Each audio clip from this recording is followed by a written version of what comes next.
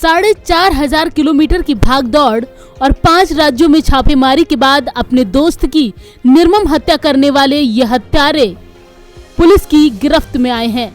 दिल्ली के राजा पार्क थाने इलाके में नाले में सड़ी गड़ी हालत में 18 साल के युवक संतोष की लाश मिली थी। मृतक पिछले करीब 10 दिनों से थाना मंगोलपुरी स्थित अपने घर से लापता था।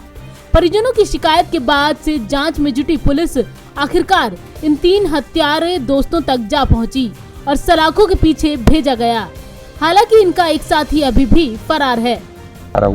तो एक बार जब टीम गया पहुंच गई थी, गया पहुंचने के बाद ही इसमें ट्रेन से इंक्वायरी या लोकल इंक्वायरीज करने के बाद ये मालूम हुआ कि ये लोग किसी न किसी ट्रेन में बैठकर यहाँ से निकले हैं। हमने लोकल लेवल पे वहाँ जब इंक्वायरीज करी थी उससे हम लोगों ने ये जीरो डाउन किया कि कितने घंटे पहले करीब ये लोग निकले हैं पुलिस के टीम के पहुँचने से और कौन सी डायरेक्शन है जो किस किस डायरेक्शन में जा सकती है। जीरो इन करने का काम टीम ने काफ़ी इंटेलिजेंटली किया और इनको यहाँ पर लोकल पुलिस स्टेशन में मौजूद, डिस्ट्रिक्ट में मौजूद टीम्स ने भी सपोर्ट किया।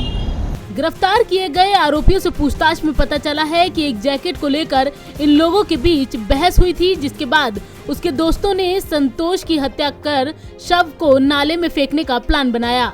मृतक के दोस्तों ने फोन कर उसे घर से बुलाया था और फिर उसकी हत्या कर दी, जिसके बाद वो खुद यहाँ से नए साल का जश्न मनाने के लिए और पुलिस से बचने के लिए दिल्ली से यूपी, बिहार, राजस्थान होते हुए गुजरात जा पहुँचे।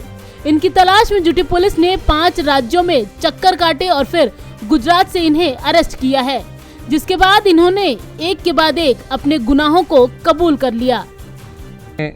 इन्होंने ये भी बताया कि हम आपके साथ दिल्ली चलते हैं और उसको जो विक्टिम है उसको ढूंढवाने में मदद करते हैं।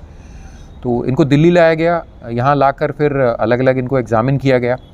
अलग अलग एग्ज़ामिनेशन में घटनाक्रम ये सामने आया कि जो 25 तारीख है, 25 तारीख को दोपहर में एक इनके बीच में झड़प हुई थी, जिसमें इन्होंने ये बताया कि जो विक्टिम है संतोष, उसके पास एक अच्छी क्वालिटी की जैकेट थी। उस जैकेट को प्रिंस और हर्षु चाहते थे कि ये जैकेट उनको कुछ दिन के लिए पहनने को मिल जाए, जिससे वो अपने सर्कल में कुछ लड़कियों को इम्प्रेस कर पाएँ।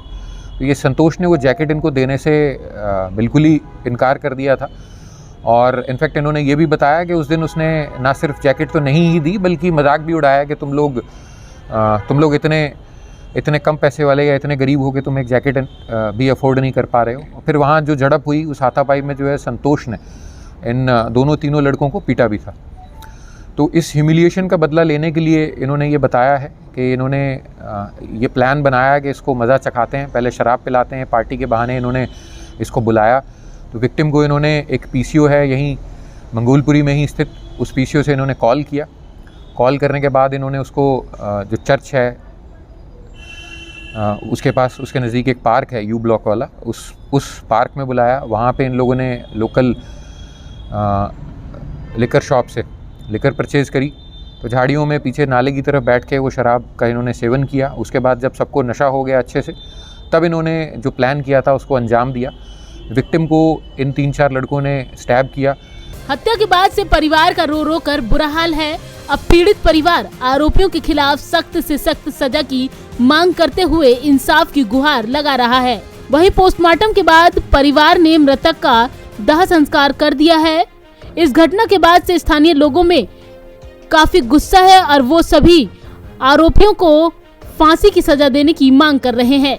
इस घटना में मंगोलपुरी थाना पुलिस की कार्यशैली भी काबिले तारीफ रही है, जिन्होंने दिन रात एक कर आरोपियों को आखिरकार गिरफ्तार कर लिया। हालांकि अभी भी पुलिस अन्य फरार आरोपियों की तलाश में कई जगह छापेमारी कर रही है। दिल्ली से अनिल कुमार के साथ संगीता सिंह की रिपोर्ट, नवोदय टाइम्स।